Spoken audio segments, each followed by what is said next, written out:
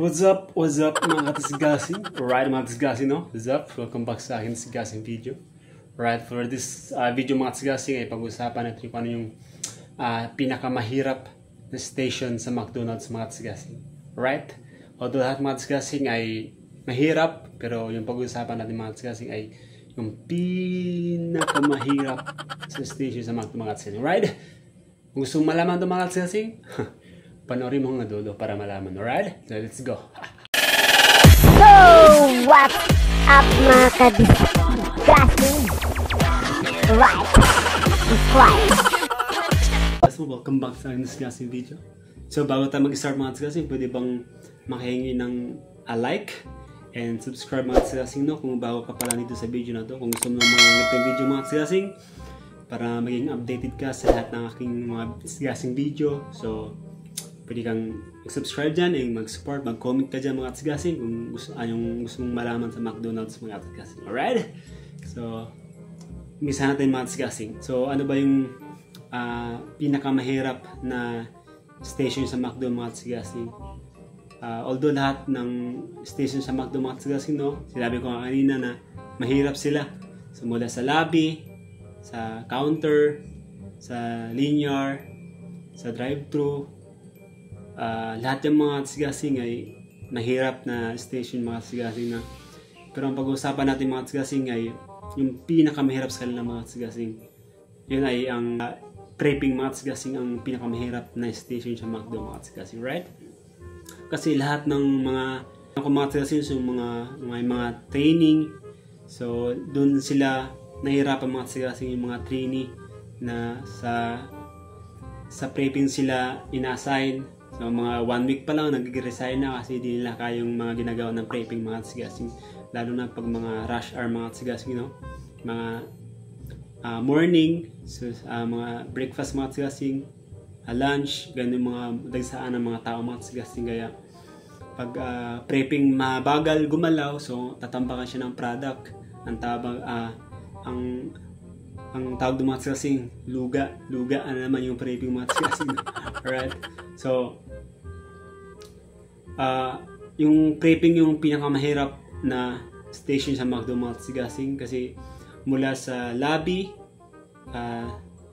drive-thru, counter, linear mga katisgasing ay yung prepping yung nagsusupply ng product nila mga katisgasing.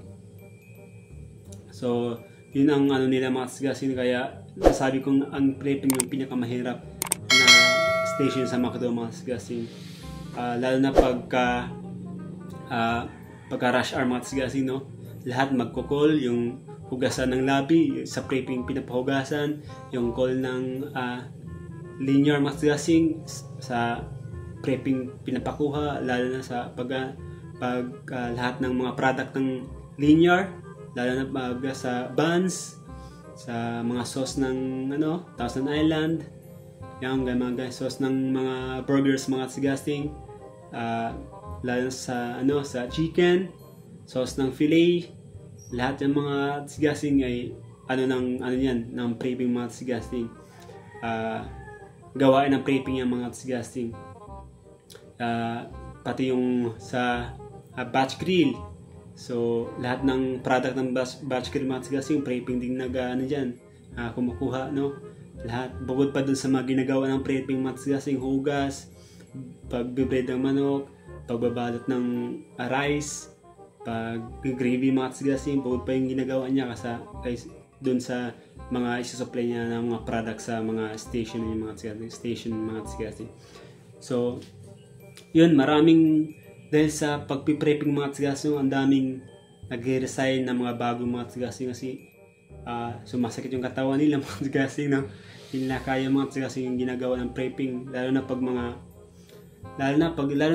mga katisgasing yung di kulang-kulang yung mga tao, kulang-kulang yung crew ng McDo mga katisgasing. So, syempre lahat ng gagawin sa McDo, kanya-kanya mga katisgasing, walang tulungan pag mga kulang-kulang yung ng crew ng McDo mga katisgasing. Kaya logo yung prepping kasi marami siyang ginagawa. Pag babalot pa ng rice mga katisgasing, madami ka ng aksayan na oras mga katisgasing, lalo sa gravy, pagsasaing, pag-bread ng manok, unless talagang may ano ka, may chicken expert ka magsigasing para may katulong ka dun sa mga ginagawa mo. So, yung mga sigasing, kaya yun ang pinakamahirap na station sa McDo yung prepping mga sigasing. Kasi hindi lang naman yung ginagawa ng mga sales sa pag-supply ng mga product dun sa ibang station mga sigasing, kasi may ginagawa din siya sa station niya, lalo na sa pag-ayos ng stock room, cooler, freezer mga sigasing. Yan yung mga ginagawa ng prepping mga sigasing, no? Iba-iba yung mga talagang pag prepping ka talaga, kailangan malakas ka, mabilis ka gumalaw, tapos mahaba yung pasensya mo mga sigasing, kasi may mga crew talaga na lahat ng product nila sa'yo papakuha, kasi pag marami silang order, hindi nila makuha mga sigasing, kasi bawat silang umalis din sa station nila mga sigasing, kasi papagalitan sila ng manager mga sigasing. So yun mga sigasing, no, yung prepping. So kung talagang mag-apply sa McDo, mag-isip kayo na mabuti kung saan bakit talaga yung station na gusto mga sigasing, sa lobby ba, sa linear ba mga sigasing. Kasi kadalasan kasi mga sigasing yung mga lalaki sa linear, sa lobby, or prepping mga sigasing yung mga nilagay sa mga ganyang station mga sigasing.